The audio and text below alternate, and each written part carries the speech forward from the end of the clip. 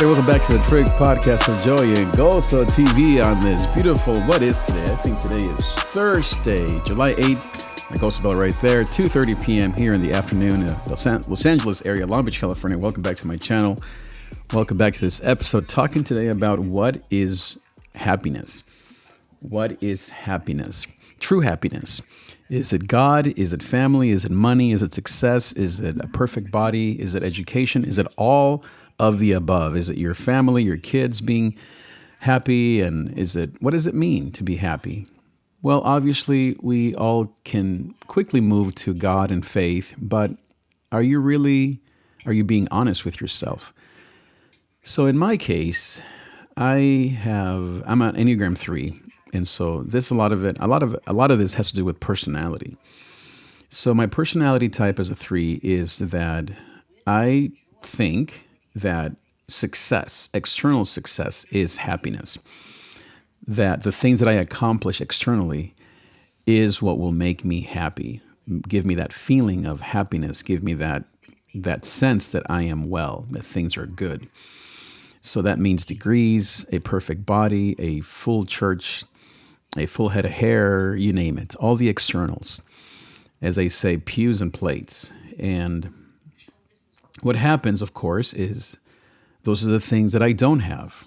And those are the things that some people say, even if I had them, I wouldn't be happy. Now, I don't totally agree with that, because when I was in the best shape of my life, I was very happy. When I was studying to get my master's degree, I was very happy. When I had successful churches, I did feel very happy. But now that I don't have those things, how can I then find my happiness, and where? And is happiness even the goal? Some people would say that suffering is the goal, that perseverance, that humility is the goal. So, well, I am learning that the thing that I am successful at is actually what does and what could bring me happiness if I allow it to. If I move my emotions and my thoughts towards that which I'm already successful at, and what I have invested many years and many hours and much energy and prayers into, and that is my marriage and our 3 children. For someone that is a driver, achiever like me, I tend to, take that for granted, maybe even minimize that success in my marriage and in my personal life.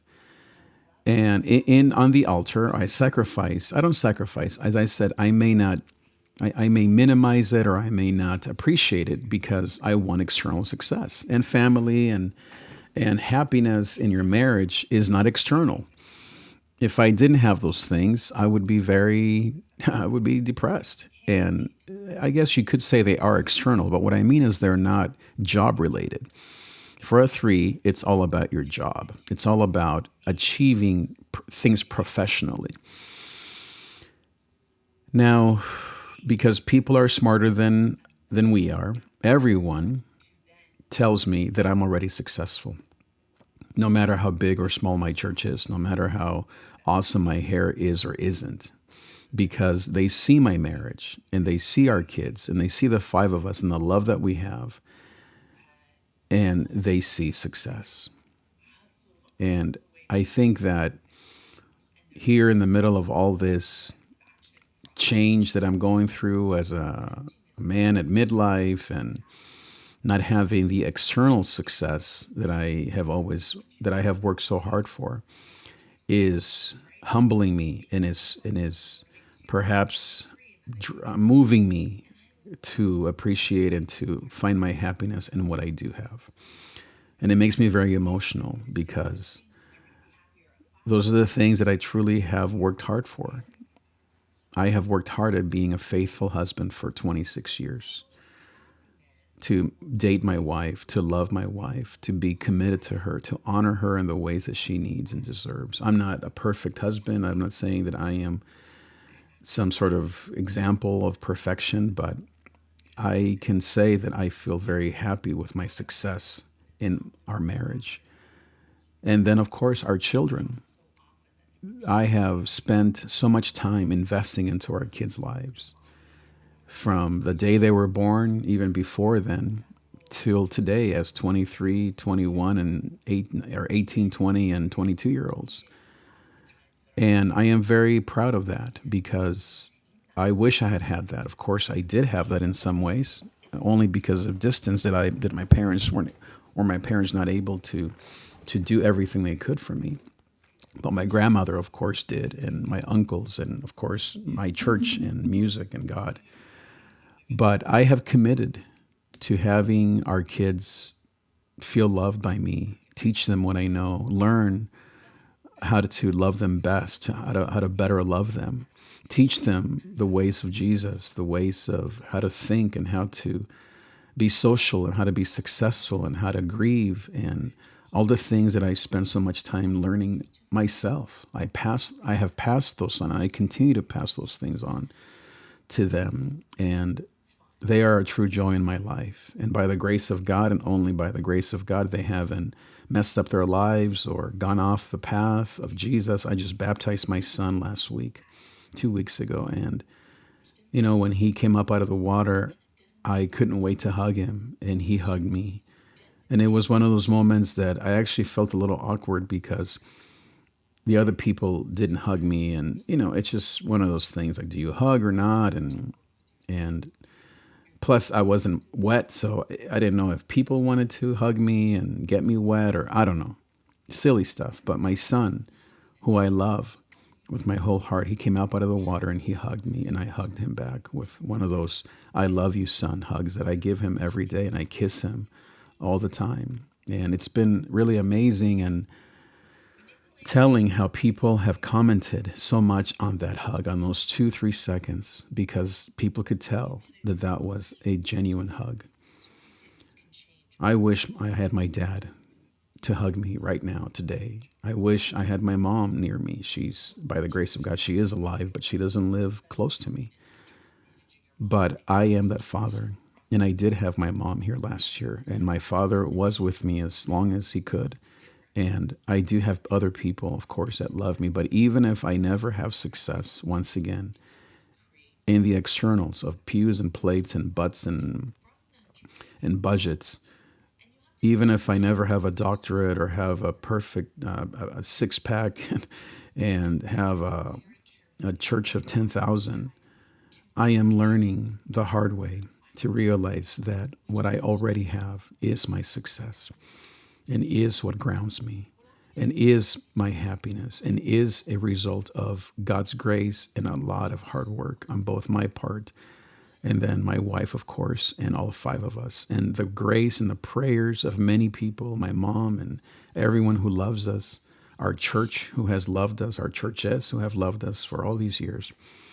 And if success or loss comes in terms of jobs or career or whatever it may be, external stuff, if I don't earn another dime through my work, which of course I want to, I am learning to let my life speak, to let my life tell me that I am happy, and that, there's a couple of meetings this week that I'm, I guess a little nervous about, of what the future will hold in terms of career and things like that. And Rochelle also is thinking through a lot of career stuff, but I'm realizing that my success is already before me.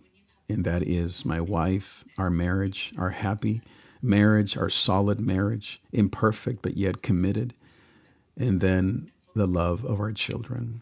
And I don't have to try harder. I don't have to beg. I don't have to prove to me, to God, to anyone that I am successful in those areas. People see it. I feel it. I know it to be true.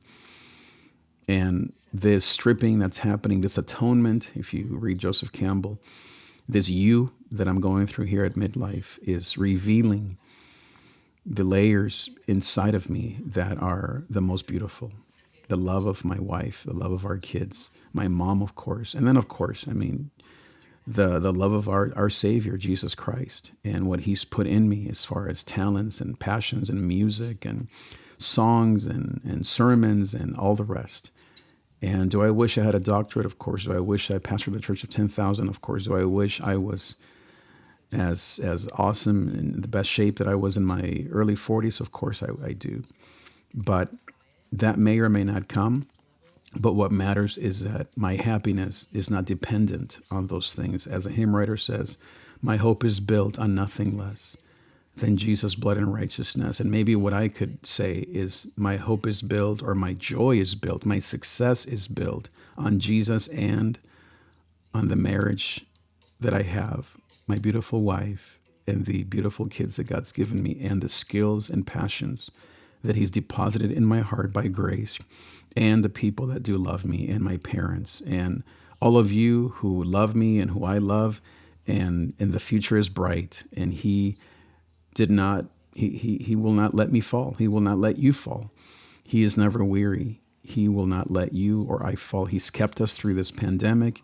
The vaccine has helped many of us. I thank God for the vaccine. And like I joke, give me the next one and the next one and the next one till this thing just disappears.